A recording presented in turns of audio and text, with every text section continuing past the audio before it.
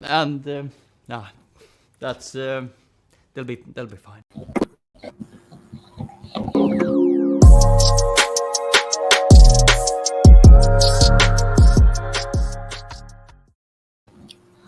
They'll be fine, he said. They'll be fine. Oh, he was so wrong. But guys, welcome to another episode of the Weekly Review Show, where we are going to sit around and basically talk about this weekend's games. Now, I'll be completely honest, I didn't watch a single game live. So I spent all my work day today watching 2 matches a day. So I had a productive day. But we're joined by Charl and Matt. How are you both doing? Yeah, good. You? I decline to answer that one because I may get myself in trouble if I say anything until I leave my work. Let's join the club. And until I leave my place of work, I really can't say too much. But after, I can be an open as a book. God help them. Yeah. But Matt, how are we doing? I'm good. I'm just wondering where RJ is out. Where's commitment to this show? Right. Moving swiftly on. So obviously this is the weekly review, but obviously we all everyone but Matt here at the moment had a go on the preview of it. I won last week with 10 points.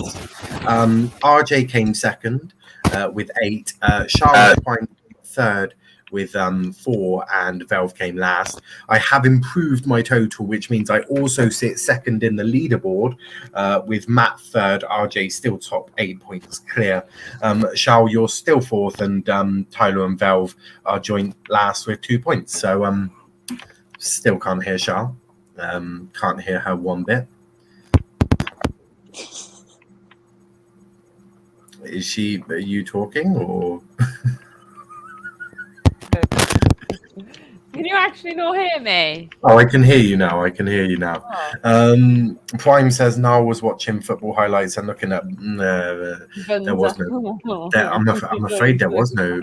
There was no Bunda work today. I was very disappointed. But moving on, as disappointing as that may be, we obviously also, if you want to become a member, you can do. All the links and stuff are in the description. You can become a member for as little as 99p. There is midweek games this week, so I will be previewing them by myself in a video that I upload. Sort of like it'll be like a 10-minute video tomorrow. So lunchtime tomorrow I'll get it set for. So that'll be that. But yeah, we've got a few games to talk about. And Prime says we can't hear Charl. I don't know if that's a good thing or a bad thing. I can confirm we could hear you now.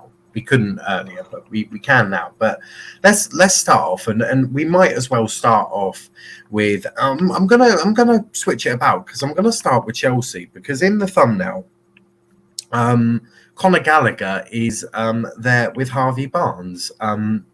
So we do really need to talk about this. Tuchel slammed Gallagher, said he made a huge mistake. Charl, honestly, do you think Gallagher's time at Chelsea is coming to an end? I mean, he was given a chance. He's blown that chance big time. Is it time that he is removed with force, I guess? Thrown out the exit doors. I mean, you've let better players go for less. So, I mean, do you even want to transfer fee? Just drag him by his hair and chuck him out is what I say. I mean, I'm quite happy to keep Conor. Jorginho, on the other hand, Jorginho can jog right on. Are you taking I almost swore then. You almost caused me to swear there.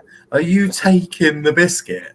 Hold on, let me explain. I don't think there is an explanation, but please continue. I feel like Conor Gallagher is a really talented young player. However, I believe that he needs to go on loan for a couple more spells to get experience. Again? He's only been on one loan spell. That's a lie, because he also went on a loan spell to West Bromwich Albion, but you know. Oh, shit. I forget hold on. How did you forget about that? Who's the Chelsea fan here? I can guarantee you it's not me. I'm happy to. I'm happy you to also send Prime the link as well, because Yeah. I would like to destroy Gallagher. No. I'm more than happy to keep him. However, do I think what he did in the game was dumb, stupid, and reckless? Absolutely. Do I think there's any excuse for it? Absolutely not. Does he need to apologise? Does he need to own his shit and deal with it? Absolutely. And as far as I'm concerned, if the next couple of games he can't improve, then I'm agree with you. Bye. See you later. There's the door. As far as, but I mean, Prime, I'm sending you the bloody link. Chill the bloody hell out.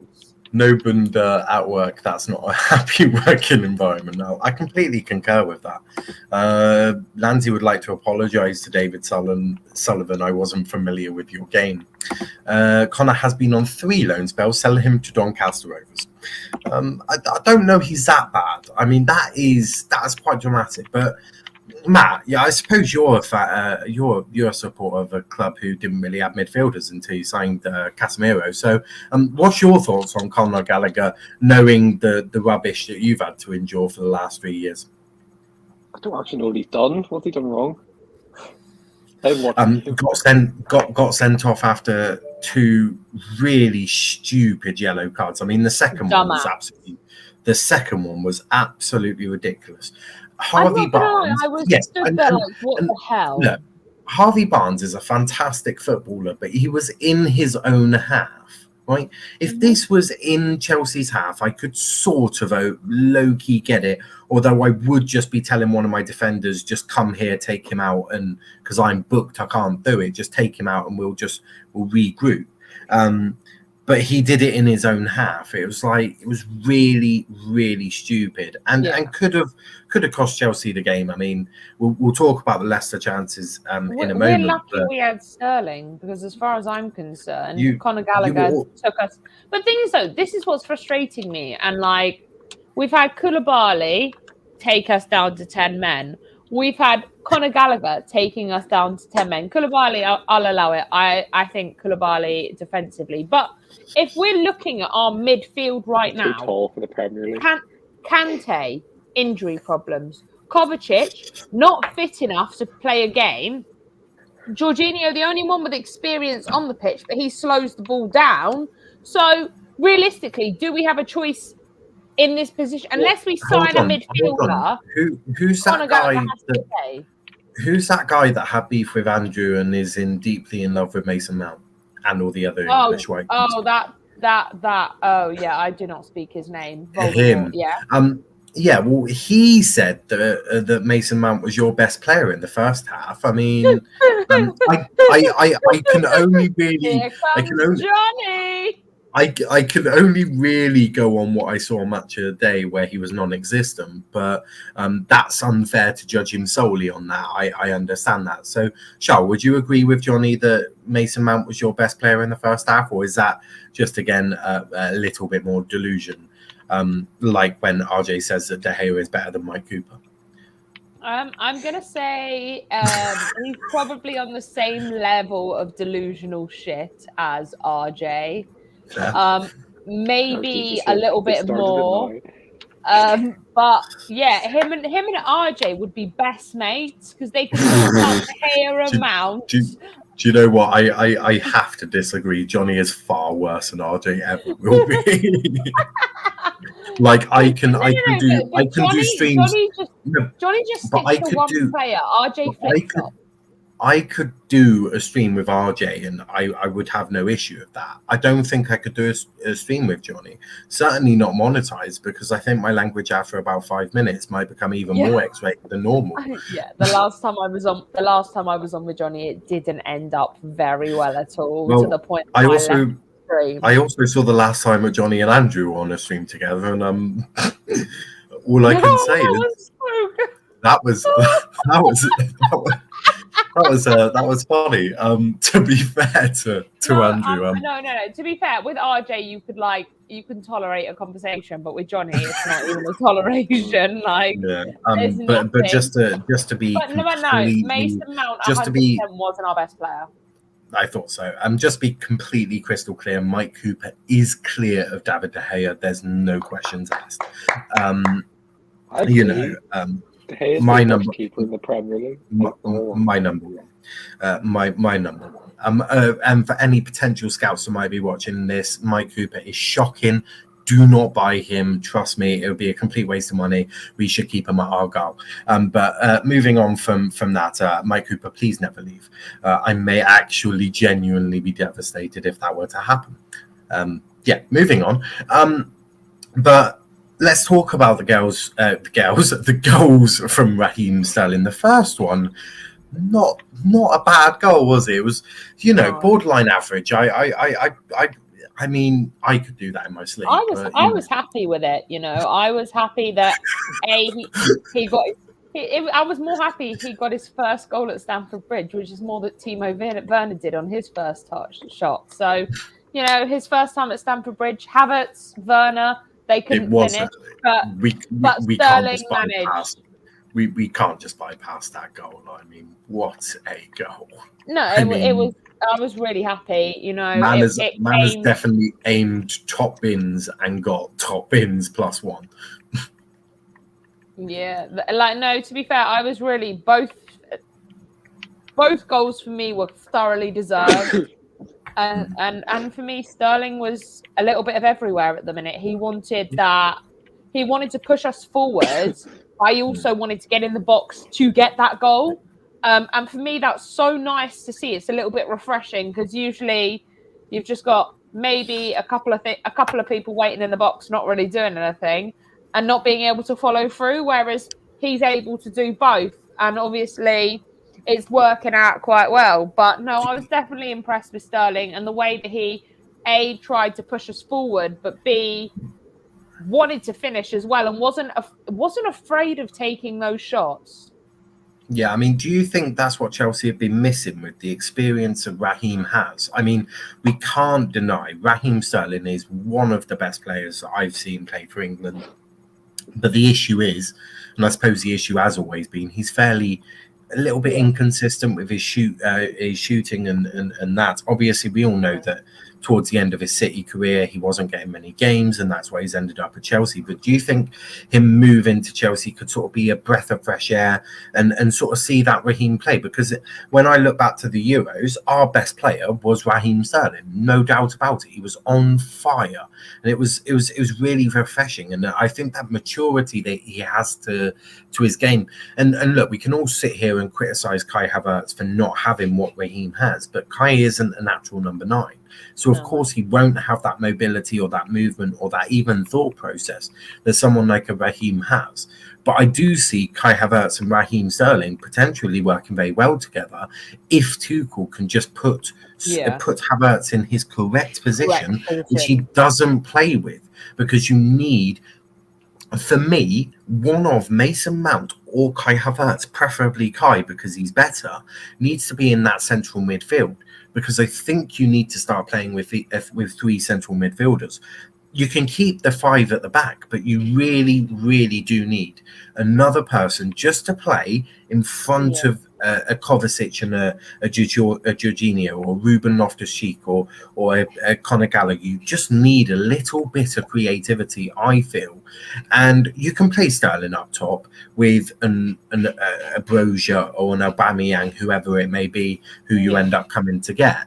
And you could just drop Kai a little deeper. I know that obviously the likes of Pulisic would struggle, but we've seen Pulisic play left wing back, for goodness sake. Although you're pretty stacked there now. But do you think that having Raheem is exactly what Chelsea have been crying out for in the last 3 years? I mean, you've had Timo and Lukaku last season, but Sterling just offers that little difference. Yeah, no, I definitely agree. I think it's like at first I wasn't sure about him and how he was going to fit in, but he seems to have taken all my fears and taken them away and actually worked well. I think his time at City was definitely done. You're right, he wasn't getting the minutes, but I feel like he's going to get the minutes now. But I think we need the experience because we've always gone for the younger kind of like Havertz, Werner, Pulisic, chucking Mount up there as well. Like they're Callum Hudson-Odoi as well. Like they're all young. They don't have the experience, and we need someone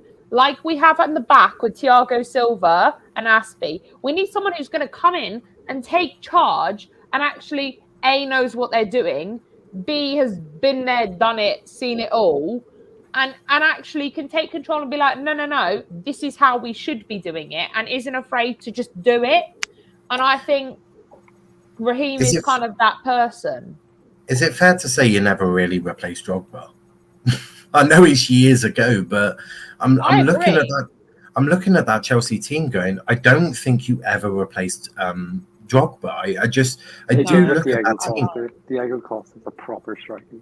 Okay, yeah, that's fair. I completely forgot about him, but it went sour with him, didn't it? I mean, you know, and it was always going to go sour with.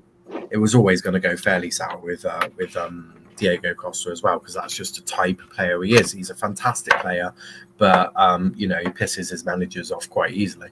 But we must move on, and we must talk about the most shocking result of the weekend, which is United kept a clean sheet.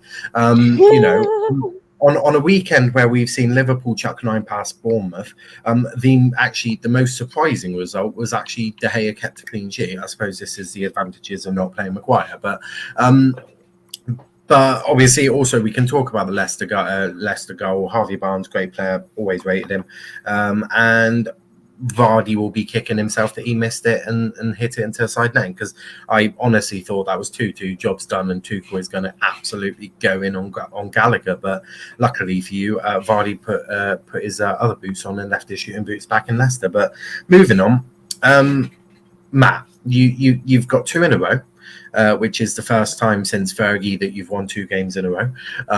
Or I presume it is anyway. And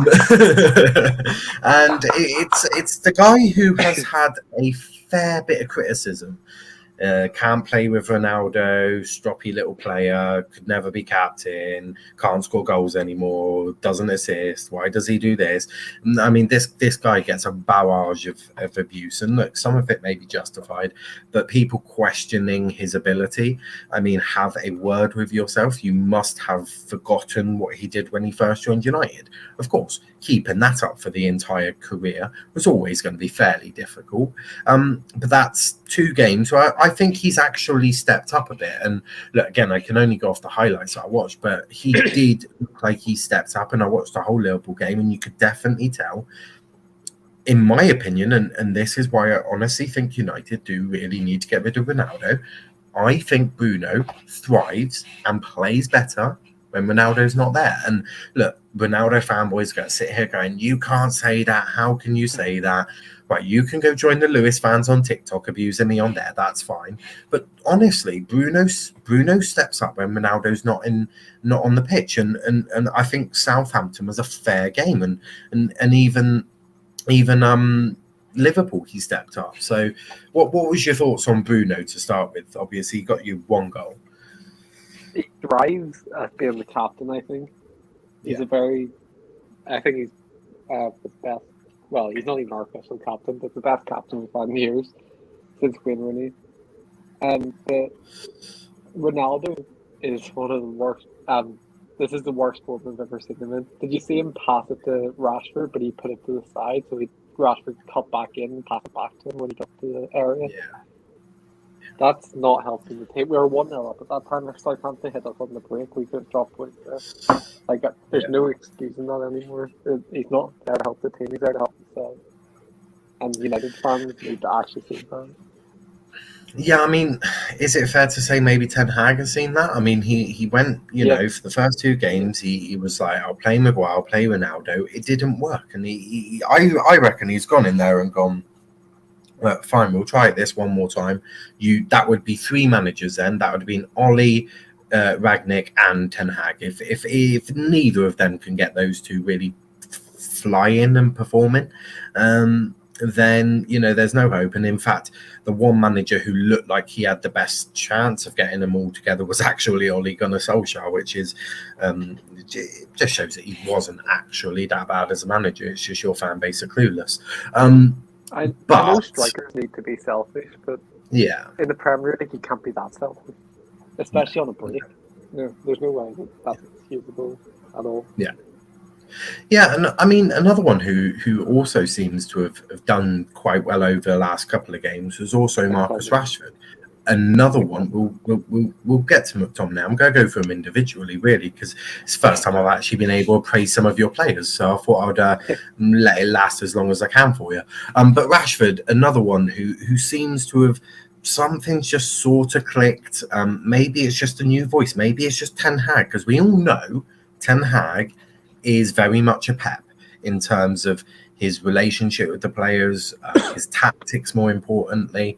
But he is, and his bald head. But he seems to have sort of got the best out of Rashford in a way, and he's been playing Rashford up top, which I don't think is his strongest position, if we're being completely fair with ourselves.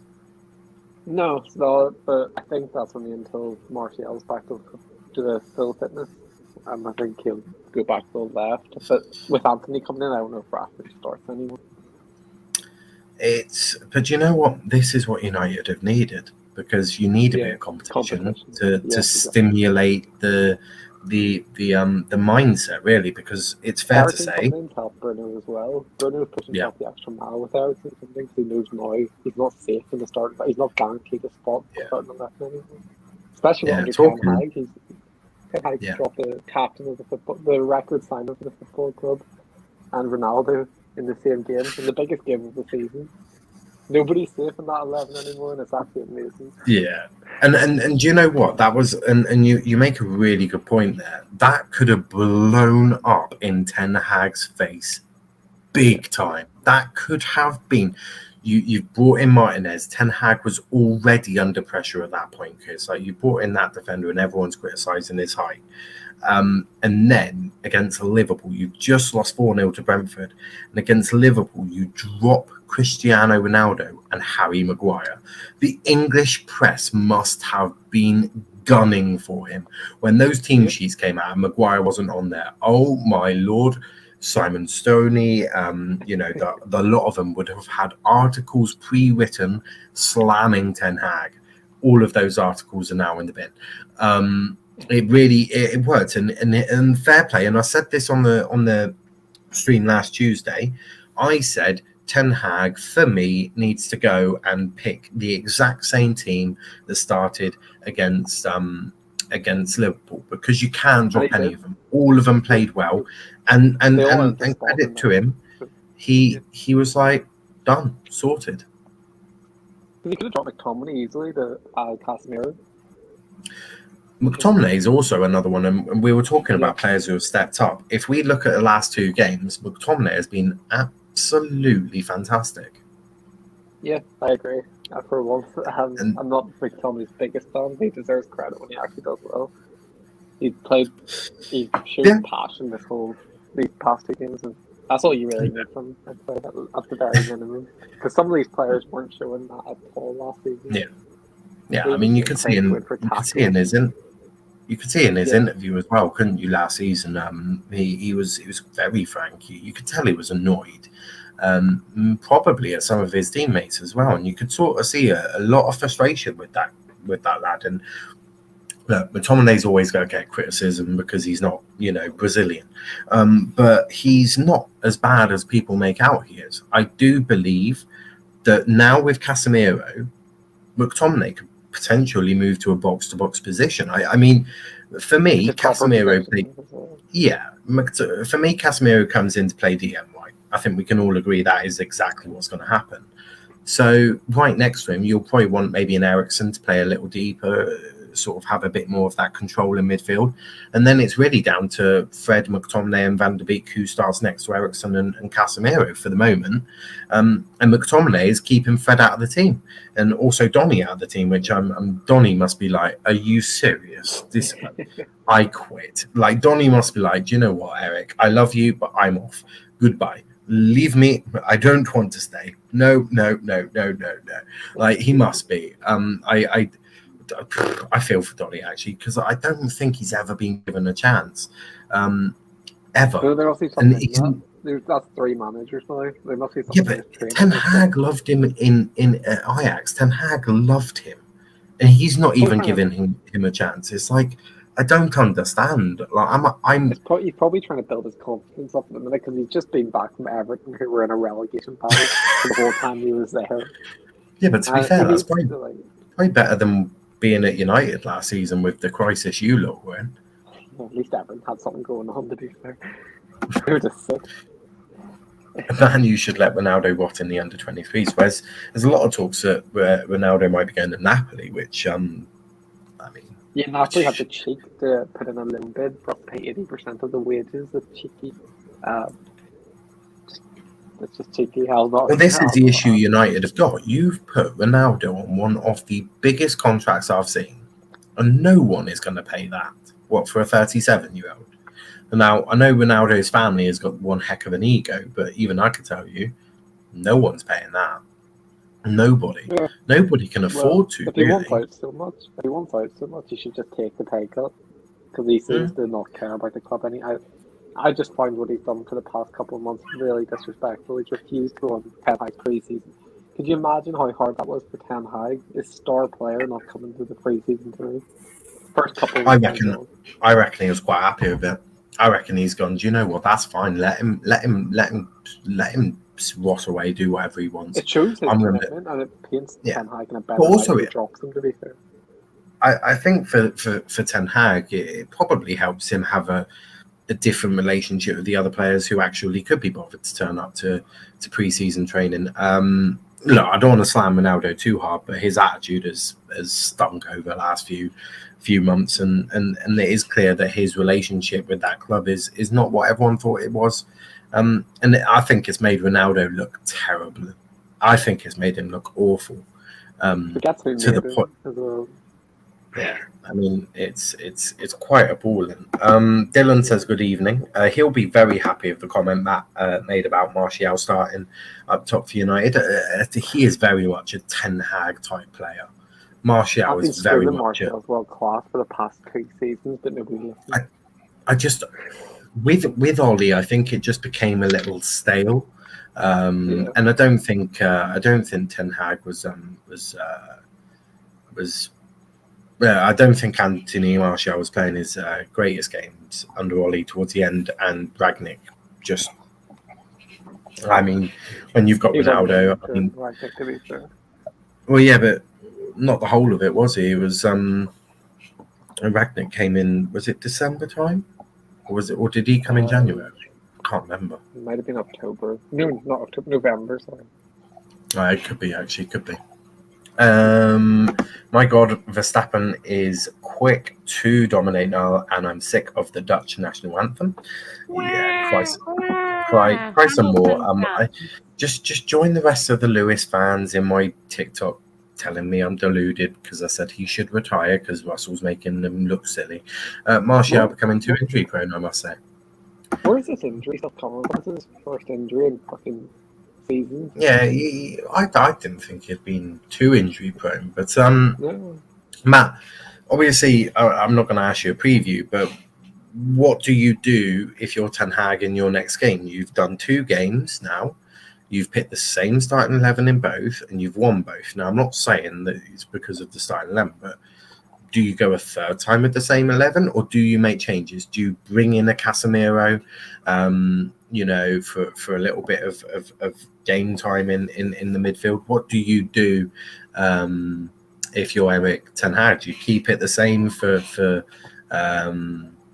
I suppose, consistency, or do you make a couple of changes? I don't expect a Maguire or Ronaldo to start. Maybe a Casemiro to come in, maybe a Fred, just to freshen things up a little bit and give some other players a little bit of a chance. Yes, because this is our 2nd game in 4 days. So, and we've got another one on Sunday as well. So I'd rest some players for that. Get Fred in for a game. But yeah, Casemiro. I would say Casemiro for Arsenal. I think we need him more against Arsenal than we did against Leicester. Yeah. I do. Yeah, Fred, one more time. McFred with I'm guessing Ericsson. Would you for Leicester? Yeah, that's one I go for. But I can see him doing. You keep him. Are you keeping the front 3 as it has been? Elanga, Rashford, Sancho. Don't suppose you can. Can you really put Ronaldo in? No. I mean, For me, Ten Hag, I think he's going to try and freeze Ronaldo out. I can see, and the Glazers are in such a difficult position right now because they cannot do anything to Ten Hag. So if Ten Hag wants to freeze out Ronaldo, he's got the fans on side. To the point that I actually think the Glazers are like, oh my God, he wants to do what to Maguire? Oh, we can't even get rid. Oh God, no! This is a disgrace. This is a disaster.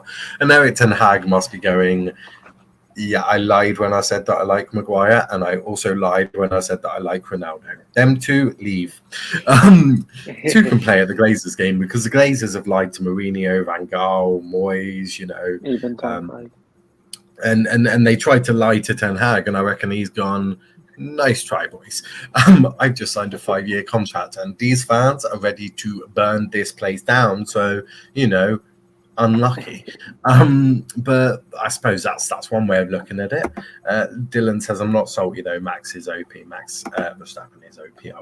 We'll give you that. But Prime, we were just talking about United actually. And I know you don't actually banter United. You can actually be fairly responsible about this. They only beat Southampton 1-0, but Southampton is a difficult place to go to. They're a very good team, set up fairly well. Were you surprised that United got this result, or is this just showing that maybe something under Ten Hag is slowly starting to work? No, I wasn't surprised. That beating Liverpool is always going to give them a boost for one, and two. I've been saying this. The United team is nowhere near as bad as everyone made out last season. Like, one, having your worst ever season is like an anomaly. Like, when Chelsea finished 10th, like, realistically, we weren't going to finish 10th again. Like, we won the league last season, and that's a big jump. I'm not saying United will do that, but like, I've always had them in this top 4 conversation. Southampton, sometimes they're a bit of a tricky outfit. Sometimes they can be brilliant, and other times they can just roll over and you can batter them quite easily. But beating them is good. United, it's 2 wins on the bounce. It shows. Yeah. United know that for a fact because was it the season before? They struggled to beat Southampton. They had to bring on Cavani to go and get a second half hat trick, and then they absolutely smashed them at Old Trafford 9-0 to the point where even Dan James was on the score sheet. So. Right. It shows that the Liverpool game wasn't just like a one-off thing. I predicted that they could get something from that. Yeah, you did. Me and you were. They now me have and you Leicester. Yeah. They now have Leicester midweek, I think, and then they play Arsenal. Like, realistically, I expect them to beat Leicester, and then that Arsenal game, like, it's kind of up for grabs. Show there's actually a bit of a change, and go and beat Arsenal because they're in good form right now as well. I don't think it's just necessarily Ten Hag. Like, again, there's quality in this squad. It's a better squad they have than what Ollie had, and he finished top 4 twice quite comfortably and got to a European final. So my thing is, I expect them to be in this conversation for top 4. Do you think the way that would you say the way that Ten Hag has not frozen but dropped Maguire and Ronaldo has sort of gone to the players and gone, right, boys, you lot have taken the mick far too long now. This is a new era. You don't perform for me. You can go sit on that bench. Capiche? Everyone happy? Well, no, because everyone wanted them dropped anyways. I don't think it's as much of a big statement per se as people make it out to be. It's not like dropping your club captain and Cristiano Ronaldo in the same game against Liverpool. That is a statement because that could have blown up in his face. Yeah. However, people will say Maguire is one of the worst centre backs, and people will say Ronaldo was a bad signing. It's not as if like I don't know who's the poster boy of United, but right now. But if like say a Chelsea example, if Tuchel dropped Mason Mount, even though Mount is in poor form, he's still seen as the poster boy of Chelsea. If Tuchel dropped Mount next game, that would be a big statement to me. I don't think necessarily dropping Ronaldo and Maguire is a big of a statement as people make up. I believe I can hear me sharpening his knives right as we say. But whatever it is, again, they won. So I'm not gonna use that as a bad thing against them. They won. It's 2 on the bounce now. Expecting to beat Leicester. I think against Arsenal they could get something. It's at Old Trafford. Arsenal don't tend to do well at Old Trafford. It'll probably be a goal fest. I think United can win it. That one, mate, Arteta. That's and just quickly touching on that one. That's a big test for Arteta, isn't it? I'm not saying he's had it easy, but Arteta has got to go to Old Trafford to face a Ten Hag team that if they beat Leicester, that's 3 on a bounce. Old Trafford's going to be bouncing. That is a test for Arteta, isn't it? Yeah, so it's a big test for both, actually, to be fair, because it wasn't like Liverpool were necessarily in the best of form. No. So it's a big test facing this Arsenal team. But what I want to say, a few things on United. Donny van de Beek. Oh, this isn't plugged in. Whatever. Donny van de Beek. He is not as good of a player, I don't think, at least in the Premier League, as people like to praise, that because he's been at Ajax. I just think he's just not suited to the league. And you can say a bad manager with Ollie, but Ollie tried using him a bit. Didn't really work, so I just didn't play him at all. Didn't really play much with Ragnick because Ragnick wasn't that good that adapted to the league. Now Ten Hag is training, like seeing him in training day in, day out, and still hasn't really given him a go. Like, I just think this Donny van de Beek thing is done. Like, he brought in Ericsson, a guy who almost died about a little over a year ago, and he's still playing in this team. Like, maybe it's the thing of Donny van de Beek is just not that guy, and they need to sell him back to Ajax or something. I think the Europa League is going to be crucial for Donny, because that's when we're going to see a fair bit of rotation, especially in the early stages, and that's where Donny really has to be on fire.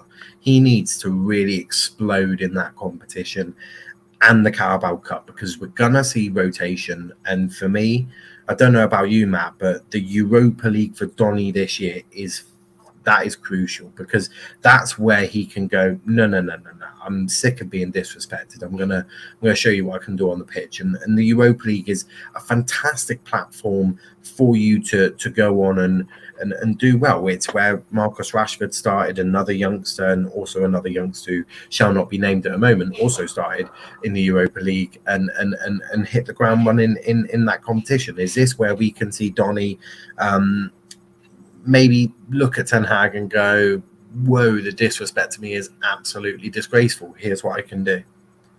There's a lot of pressure on us for us to win that competition, so that will put a lot of pressure on Donny van de Beek's shoulders as well, because this is his last one. Yeah. After but he's done it in the Champions League, hasn't he? So yeah. But this is his last chance at United to have a breakthrough. Yeah. For me, It'll happen in Europa League. It's never going to happen. Yeah, it's last let's chance. just be honest. It's Man United fans. Donny can be here for another 6 seasons, and they'll still be saying Donny last dance. They're doing it with Martial. Some of them are trying to do. Some United fans are still trying to do it with Maguire and Luke Shaw. Like, United fans, they've got no shame. So. Yeah, I mean, I like to. For me, it's really actually tough to judge Donny, because I just haven't seen him play enough. I haven't seen him play enough. He needs a run of games. It's really unfair, I think, to judge him solely on the performances that we've seen in these couple of games here and there. He's got, for me, to have a run of 5 games consistently for me to be able to sit here and go, yeah, but he's fine, or no, he's clearly not going to make it. You need to see him a bit more. Well, why does he deserve that run of 5 games, but no one else does? Because I think everyone else has had.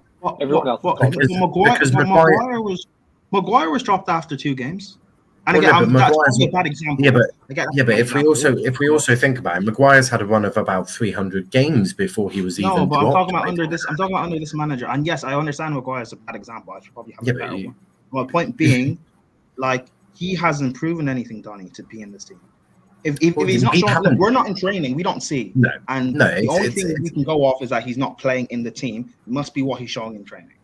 Yeah, that's a fair one. Moving on though, because I do think we've got a few games I want to cover. Moving on, Arsenal. Now, Richard Keys and whoever the bold one is, the sexist ones. I try to not take their opinion seriously. We're heavily critical, and I mean heavily critical, of the Arsenal player celebrations, and I don't understand it. Okay, if they don't celebrate, they don't show the passion or the desire or all of these buzzwords that these fans have nowadays. But if they celebrate, oh my God, they're celebrating too early. It's far too. What are they doing? And Arteta showing a bit of passion, being happy that he's won. I'm not going to lie. If I was a manager and we've just scored a late minute winner against Fulham. I don't care. I'm happy. Like, I'm buzzing for that. Charl, I'll let you start on this one. Do you think Arsenal over celebrated, or do you think it's just fair to be like, well, no, they won a game, they played very well, and that's how it is. Also, big up to Coach's Corner. Check out his channel. I was on there a few weeks ago. Also, I've sorted out the streaming, so potentially can come on again, but message me when things are just a little less crazy. I mean, I get why they're celebrating. Like, winning for them hasn't been in there. Yeah. They haven't had like a positive streak. Like, Prime, it's not. I'm being honest here. They haven't had a good run. They've not been in good form. So, yeah, I mean, I guess 3 games obviously means a lot to them. I mean, for me, winning 3 games in a row. 4. Not that, but 4, sorry. Guys, sorry, 4 games in a row. Like, I mean, they're celebrating like they won the Champions League. But, I mean, that's the closest I get, and that's okay. But, I think the celebrations... I mean, I'm not saying they shouldn't celebrate, but for me, Fulham deserve better than that, because Fulham gave a performance. Like, it wasn't... Do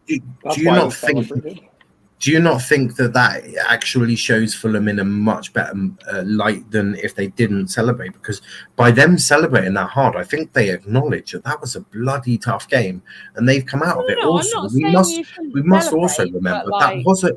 We have got to remember that was also a London derby. If I'm correct, I believe Fulham and for Arsenal, they both are in London, so it technically was a London derby as well. Yeah, I completely agree. Like, I don't have anything against celebrating, but I mean, if you look like a twat, you look like a twat. I'm a call a spade a spade. But I think they have a right to celebrate. Like everyone does when you get a goal, you have every right to celebrate. But I don't think the scoreline reflected the game. There are a couple of games that have been played that I personally don't feel like the scoreline reflected. For example, Southampton, Manchester United, don't think the scoreline reflected what the actual game was like. Arsenal, Fulham, don't think the scoreline reflected. Also, Spurs, don't think that game really reflected. We'll talk about Spurs, because I do want to talk about that game. But Matt, I think they should be entitled to celebrate, do whatever they want. Matt, Arsenal, they're clearly, you can't deny they're on a fantastic run of late, getting some decent results. Do you think they over-celebrated, or do you think that these two from BN Sports should probably be quiet? I mean, I don't really understand how they still have a job after their comments, but hey-ho, clearly some companies don't have morals, shall we say.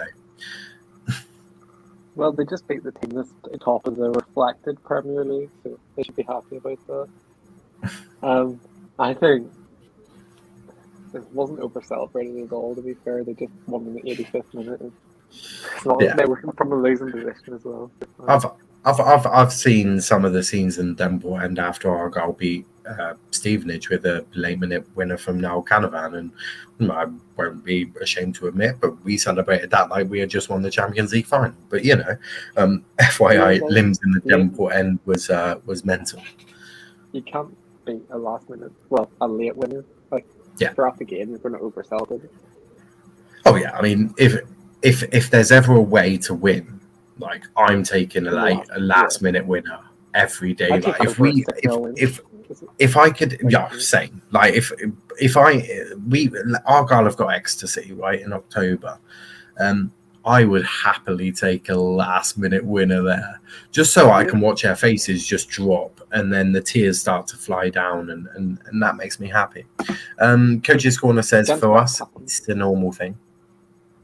Against West Ham last season, I was at the game when we won the last minute, and it makes you forget about everything that's happened from the season. Suddenly, every bad player had a good game.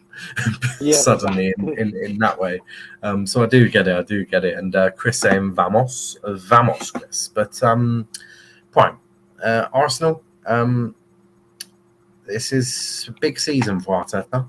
Obviously, he's been able to get away with last season and the half season before that by saying I haven't been able to implement my philosophy or my plans. But now we're in the second season with him, and he has brought in players that you can definitely tell are his players. Jesus and Zinchenko. So this is also a big season for Arteta to be like, no, I've really got to achieve something this season.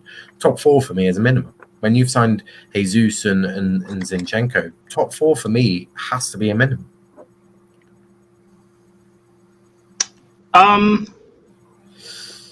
Yeah, but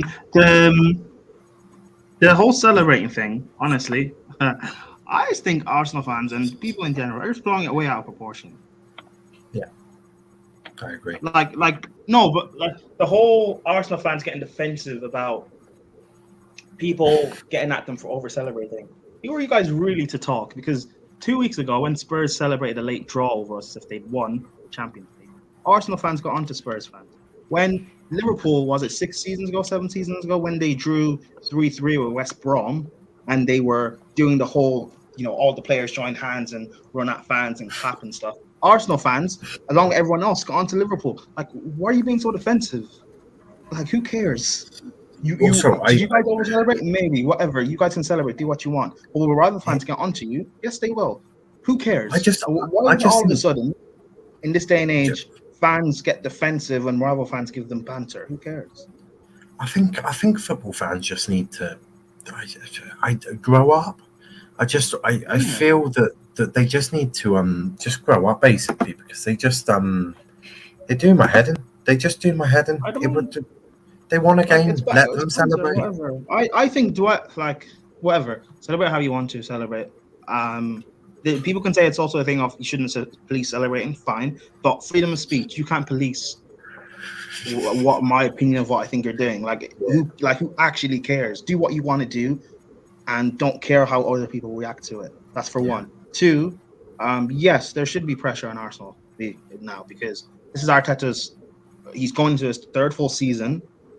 Is now coming up to close to 4 years he's been there now in terms from when he started. He spent close to 500 mil since he's been there. He's now fully changed the team, the whole squad. This is now his squad, the mentality and everything. They now have winners in Jesus and Zinchenko and stuff. They apparently have great these talented players. I don't want to hear the excuse of, we got the youngest team in the league, because Frank had the youngest team in the league and he got top 4. Ollie, there was a period when he had the youngest team in the league as well and still got top 4.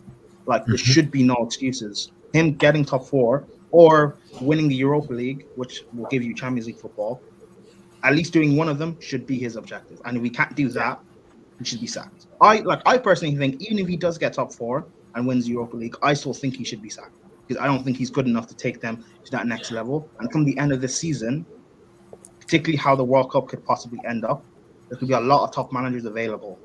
The likes of Mancini or Luis Enrique, etc., who could be available for a job that Arsenal could actually go get. That could go and progress this team further. You've got potential now in this team.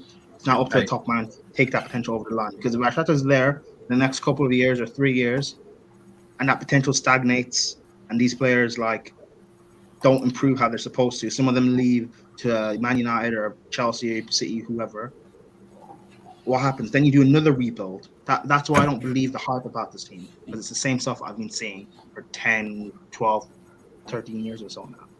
Same record. And I believed in it last season.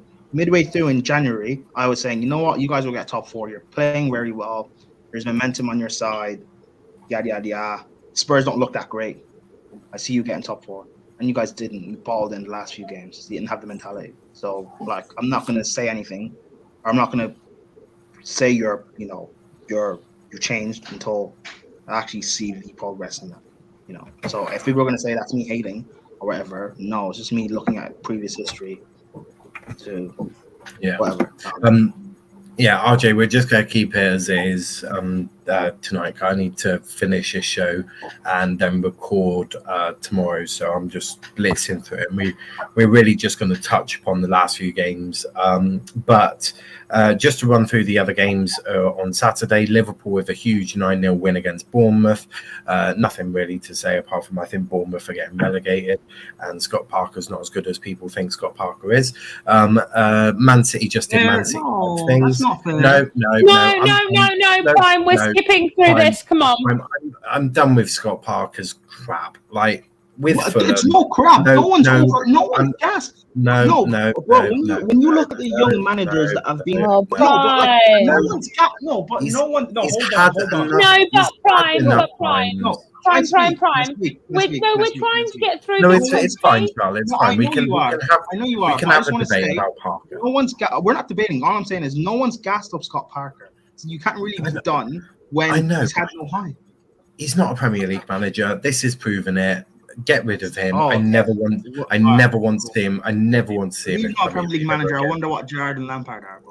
Neither of them two are Premier League managers, and I've never said they are. Scott Parker, for me, is not a Premier League manager. Get him out of the Premier League. You know what? Fulham look better under Marco Silva, and that is absolutely shocking on Parker. He has spent millions of pounds. He's spent millions of pounds on this Bournemouth side. He's got one of the best strikers in the Championship. Mitrovic is doing very well in the Premier League, but Solanke is not. I'm done with Scott Parker. He's not a Premier League manager. Not good. I don't care. Solanke's a Chelsea player. Solanke's not good. Scott Parker needs to be relieved of his duties. Needs to be relieved of his duties. End of it. If I was his owner, I'm sacking him. I wouldn't have even let him stay. Bring up Landy's comment. If Parker ain't a Prem manager after a 9-0 loss, then what is Hasenhüttl? Different.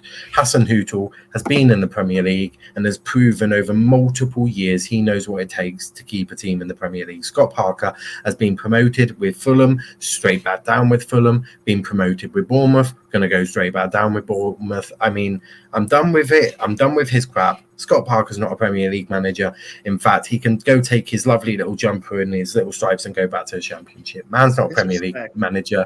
I don't care. I don't care if it's disrespectful. He's a shocking manager. I'm done with his rubbish. So it's one of them. Parker makes Gary Neville's manager record look good. I completely agree with that. Hasenhüttl should have been gone a long time ago, though. I disagree with that. Hasenhüttl knows.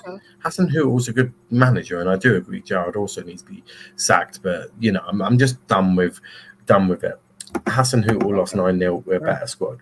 Yeah, but he's also kept this team in the Prem and done very well for what he's done. Gerrard is woeful, says Jurix. So is Lampard, but it just does prove though that not all former players make good managers, and them two, Gerrard and Lampard, prove it completely. Shocking managers, but were fantastic players. Scott Parker, average player, shocking manager. Moving on though, Man City just doing Man City type things, beating Crystal Palace 4-2.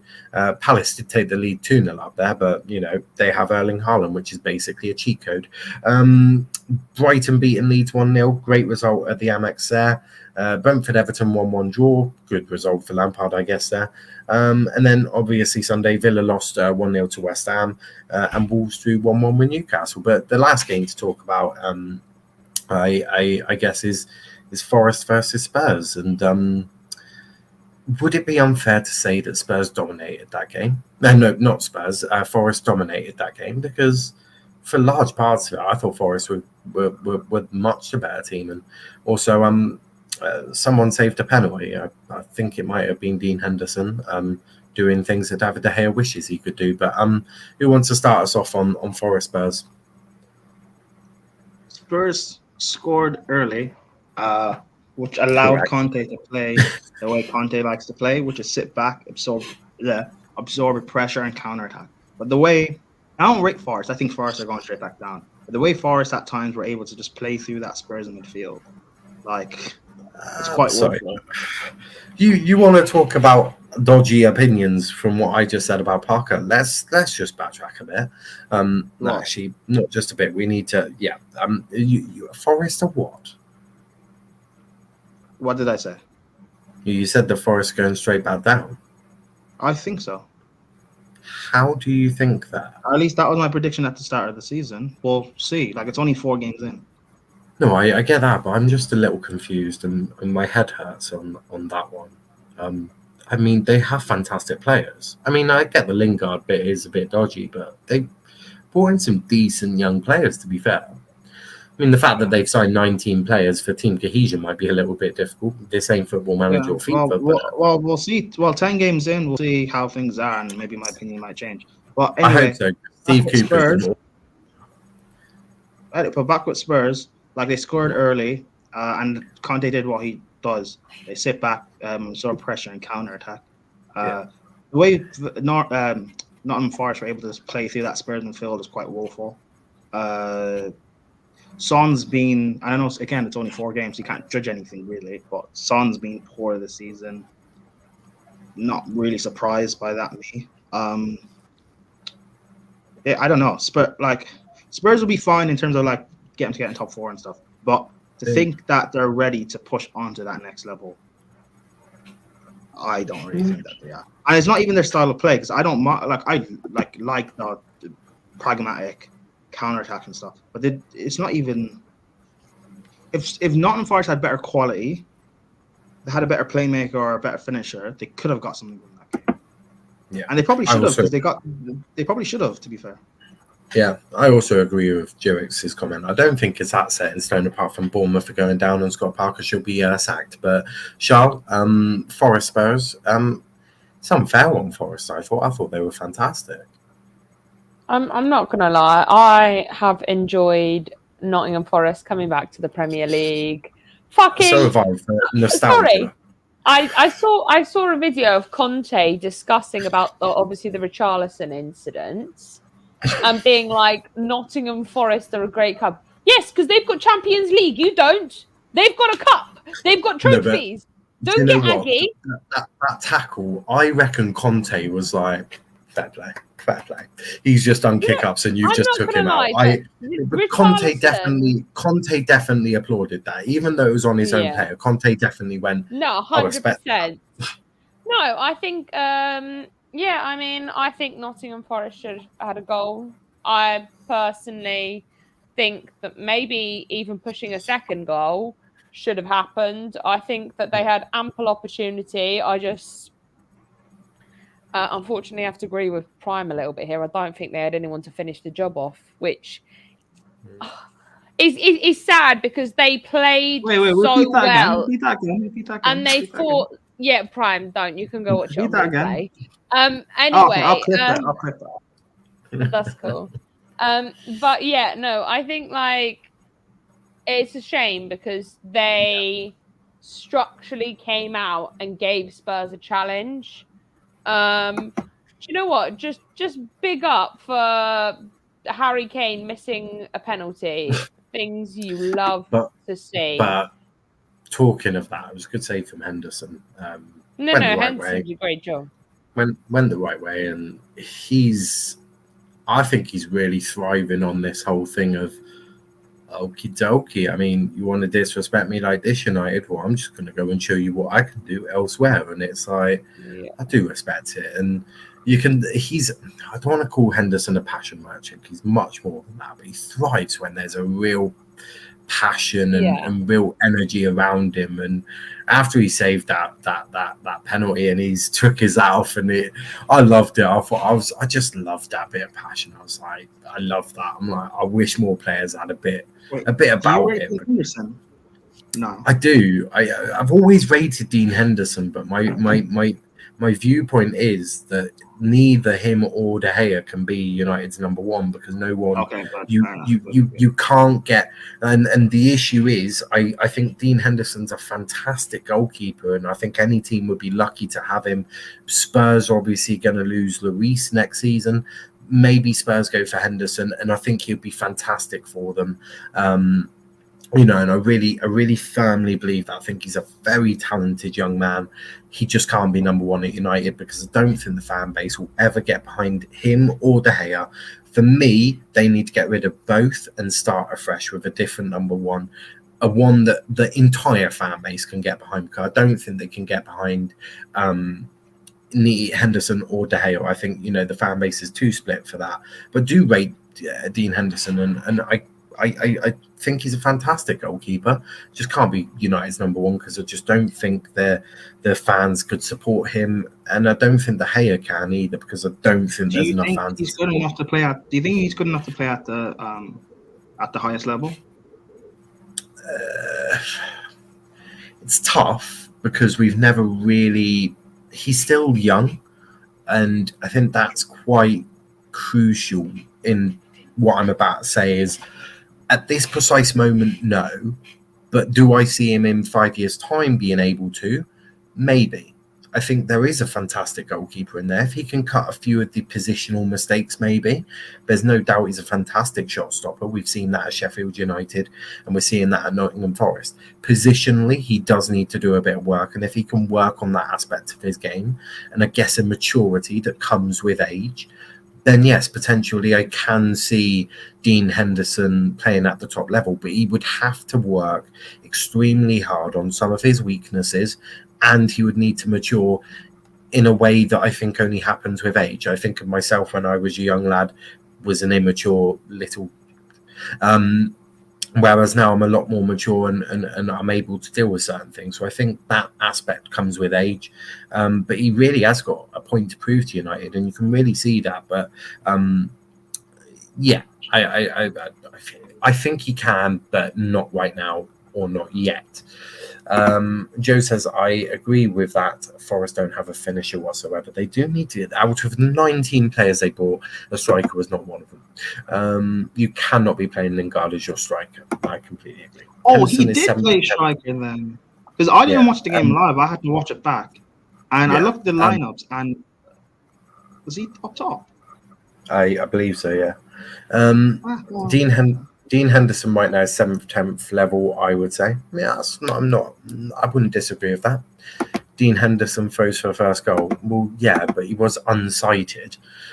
There was a great big defender in his way. He couldn't really see the ball. And look, could he have done better? Well, maybe if he guessed which way, because at that point he couldn't see. He stood there and he can't see the ball, and he can't see where Kane's looking, so he can't really make a judgment. So I guess maybe if he was to take a guess and maybe say that he's going to go to his right, I don't know, maybe.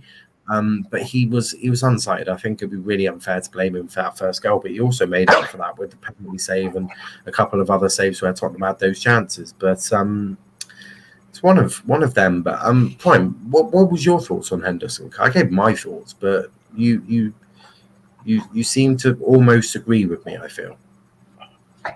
Well, in general, no, I think he's an average Premier League goalkeeper. Okay.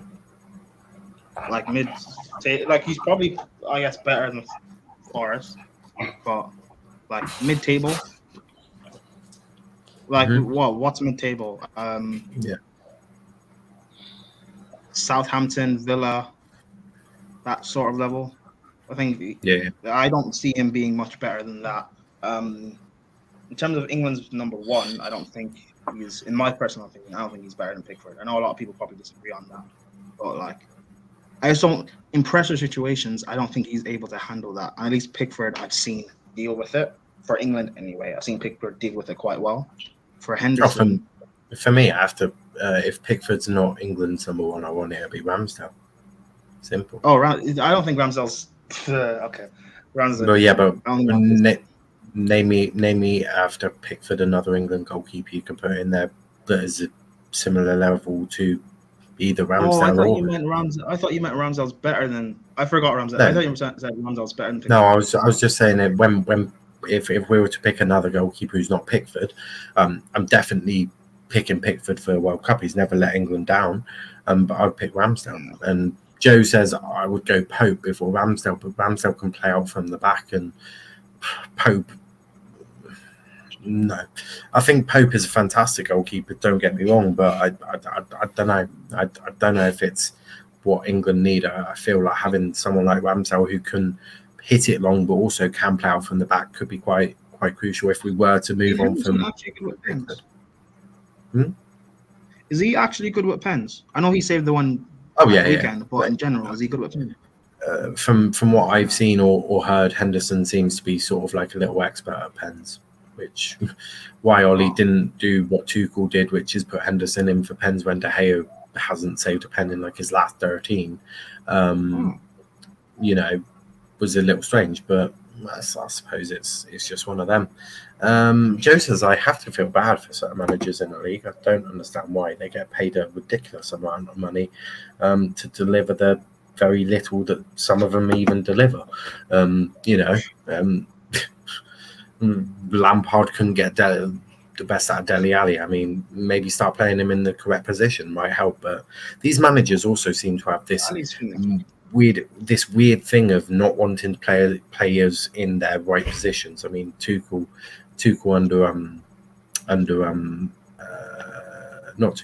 Havertz under Tuchel seems to be a prime example. He's not a number 9, but Frank Lampard. I don't know. It's one of them. I find it very difficult to feel bad for any of those managers when they're getting a fair chunk of money for what they're doing. I mean, I would take their rubbish and get paid what they're being paid. I'd do it any day. In fact, I'd probably do it for 50% less. And for some teams, I'll probably improve them. That's just my personal opinion. But which team? How well do you think you'd do as a Premier League manager? I think I'd be fantastic. I genuinely, honestly, I think I'd be fantastic. That's so bitter. Never mind. Sorry. I think I'd be. I think I'd be fantastic. I'm not. Are we gonna talk about the Haaland red card incident? No, not really. I don't care. Great. I mean, Haaland got a hat trick. Let's not speak on the red card. Yeah, I mean. Yeah, he did great for my fantasy team, but like red card, What red? What's your fantasy team called? What red card are we talking about for Haaland? I must have missed this.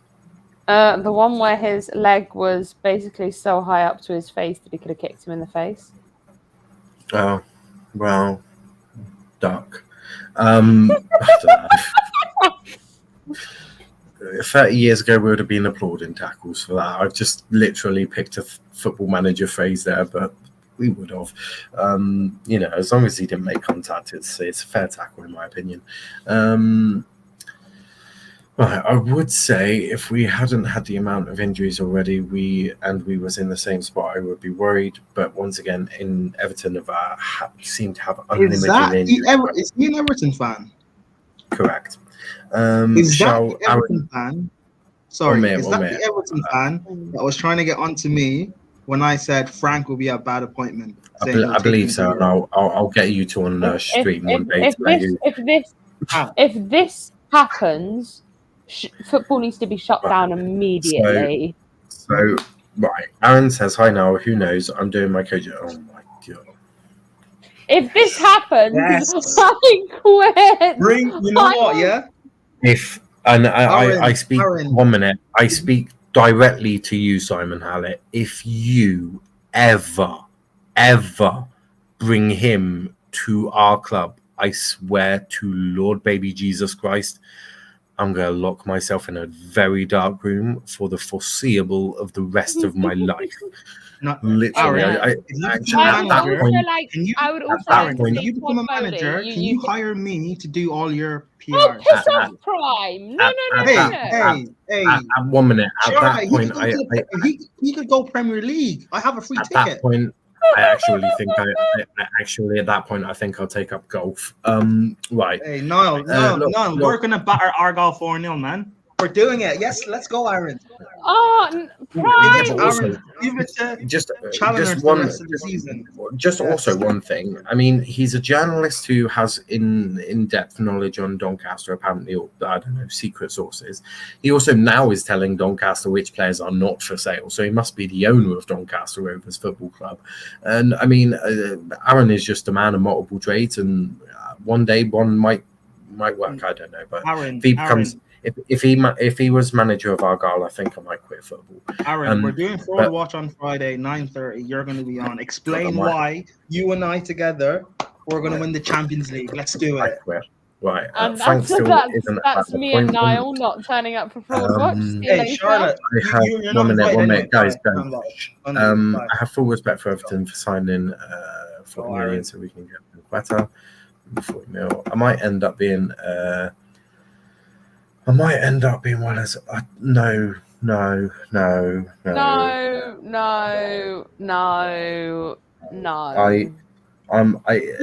a journalist or you're a manager. If you can't be both, no but you're a disrespect, journalist. no disrespect, but I'm taking Schumacher over you any day, mate. Aaron, oh my. Yes. Mate, I'm not gonna lie. Yes. I would literally pay. Let's go, Aaron for England. Yes. Look, I'm all for you trying to get your dreams, but at least try and make them achievable. Coaching on a Sunday, or I don't know, try amateur football to start with, see how you do, and come back to me. When Aaron tactically outclasses Pep Guardiola in 4 years, I don't want you changing the tune. I quit. Right, Prime. After that comment, you are now banned from Sport Hub. Let's go. Also, masterclass on Jurgen Klopp's head. Let's go. Also, I believe did I open with Sport Hub, or did I call us the other name? I can't remember. And that Lampard and Thewell signings have been good this season. We are staying up. Say we are staying up. Oh, Jesus Christ. Aaron, yes. why do you do this? Aaron, when we relegate Plymouth Argyle, needs to get help. I said Prime needs to get help.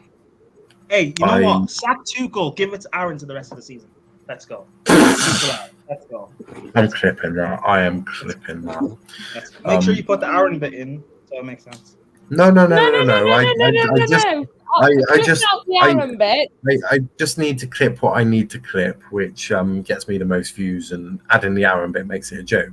Not having the Aaron bit means that I can twist this in whatever way I want it. Prime, take him as the next Chelsea manager. Then he's just said he would, which I think is barbaric. Yeah, but look, Aaron, why not? I'm being serious. I'm 100% serious. I'm not joking. I am serious. One minute. I do take the laughs from this, but honestly, I am serious. I want to achieve my aspirations in football. But Aaron, I just look. I don't want to go in on you. I think you're a great lad, but you need to decide. Are you a football manager? Are you a journalist? Or are you the owner of Doncaster Football Club? Because I just don't. Aaron, it almost is. Niall's afraid of you winning the Champions League. Niall's afraid of you doing the quad. Niall's afraid of you doing the quad. Ignore Niall. He's a hater. And that is me. I've tapped out. I've reached my limit of dumbness. It's not about that. I'm almost wanting to help, because it's like, just pick one and go for it. You're either an aspiring journalist or you're a football manager. You can't really be both. Yes, you can. In the hierarchy of football, it goes Ollie, Lampard, Vieira, I'm done. Fergie, Jose. No, but that's the hierarchy. Let's go. My suggestion would be 100% go for sports journalism, because I think as a journalist, even as a presenter, be a manager. We need you. We need more managers like you in football. Right. Right. On that note, I think we're done here. What I'm saying, let me be very clear on this. I honestly think you being a journalist works perfectly. I think you've got the right attitude, the right personality to do that. Also, maybe radio commentary of games. I think that would be something that even I might tune into because I actually think that might be decent. But let's be very clear. I don't think you as a football manager, with the opinions I've heard you say and the things I've heard you say, I think as a football manager, you're way off the line. Ignore Niall. He's a hater. You can do it. I believe in you. Okay, and me as your assistant coach. Don't worry, I'll do all the tactic stuff behind the scenes. You just speak to me. Can we please end this now? Okay, I'll outclass Pep Guardiola and let you take credit. It's fine. I'll do all the hard work. Please, I can't. I'm like ready to have a breakdown right now. Yeah. I think I am having. I think I all or am nothing having documentary and how we win the quad. Let's go. It's a hard knock life for us. It's a hard knock life for us. Let's go. Niall's hating now, but when we batter our goal 9-0, Can we end this, please, Niall? No, you have the power to end this. Just end it. All or nothing Doncaster, yes. All or nothing Challenger edition. Let's go. Just to clarify, Niall, you have the ability to mute him or remove him, or just end the stream. Hey, coming soon to Amazon Prime. Yes, let's go. I mean, if you wanna do it, go for it. Don't do it. If you want to be a football manager, be a football manager. I mean, Charlotte, when Aaron's our manager in 8 years, what are you going to say? I think Charl will be having and I'm assistant manager, and I ban you from games. What are you going to say there? When I ban you from Argyle in 3 seasons time, there will be a sea full of sharks, and I will chuck myself in there if that ever happens. It's okay, Charl. Chelsea will win the quad, so I'll be okay. It's okay, Charl. You can join Argyle if you want.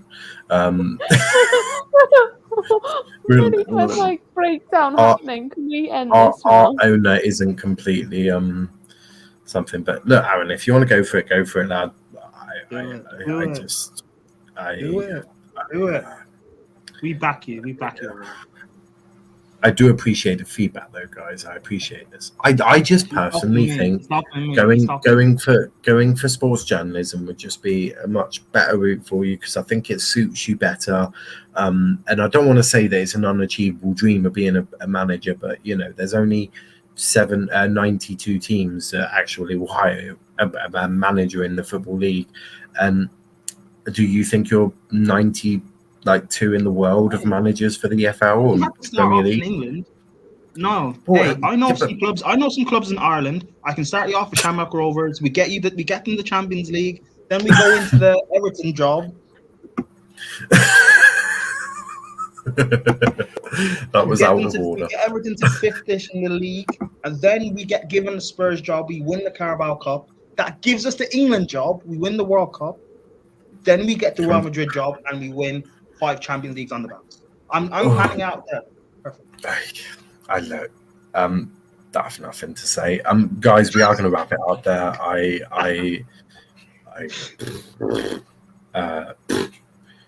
No, I wouldn't start straight at home.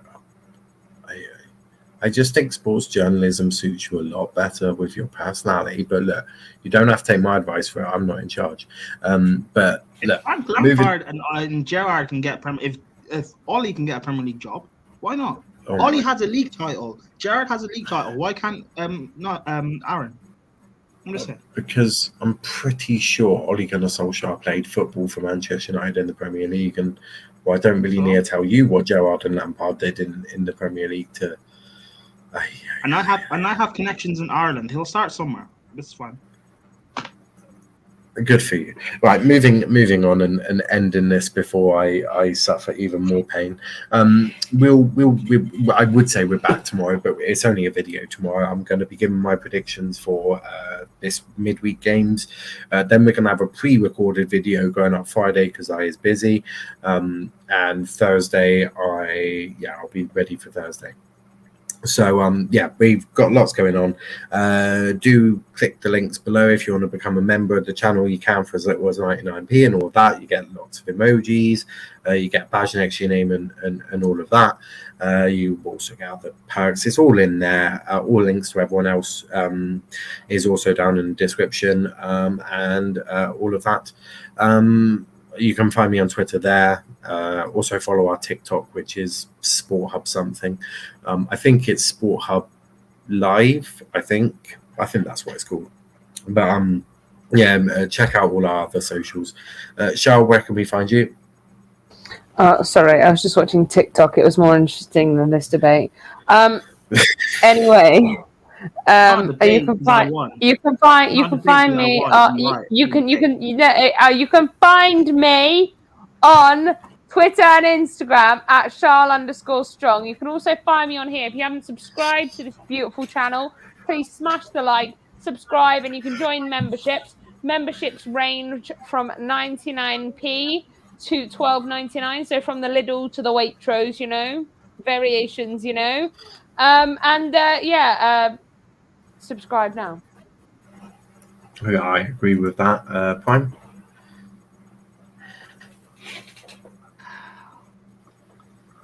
Where do I begin?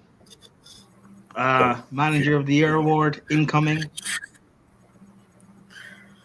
Did I get... Okay. I need no, but in all seriousness, Mind are a great mental health charity, guys, by the way. I'll be contacting them later. I said Mind are a great mental health charity. I'll contact them later for when I'm having a breakdown. Hey, when your mental health will be improved when Aaron wins you Argyle and FA Cup. Anyway. Indeed. Wait, hold on. Aaron, is your Twitter the same? He's got about 12 billion Twitters. Which one are you looking for? Oh yeah. No, I'm trying to tag him. We're gonna tweet something on the First XI channel. So. Good God, where can they find you? I've got to record another video in a minute. Oh yeah, no. Actually, just follow me on the First XI channel. Actually, on the First XI Twitter account. I'm gonna tweet something right now. You can follow me on socials at Latimus Prime. I made a TikTok for Tuchel's birthday, so like that and stuff. Yeah, I'm on the Terrace. I'm on here sometimes. Charlotte's channel.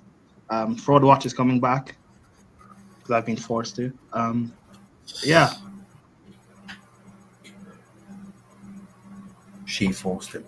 Or him. Her. She did it. But yeah, basically, make sure you follow everyone. Matt's social is something. Let me just find it. MJWS6921. All links, as I said, are in the description. If you want to check everyone out, please do. As I said, video going up tomorrow 1 o'clock for the midweek review preview. Just going to be me on that one. Quick 10-minute video, just going for all the games for the midweeks. Then me, Charl, and Chris, I believe, are back for This Week in F1 on Wednesday. Here we are. 8 o'clock. So check us out for that. Thursday combat show with RJ and Matt. And tune in for that one. Make sure you tune in for that one. And then the preview is on Friday, but that'll be a pre-recorded video with me and this one, that one. You can tickle her if you want, or if you can find her. But on that note, peace.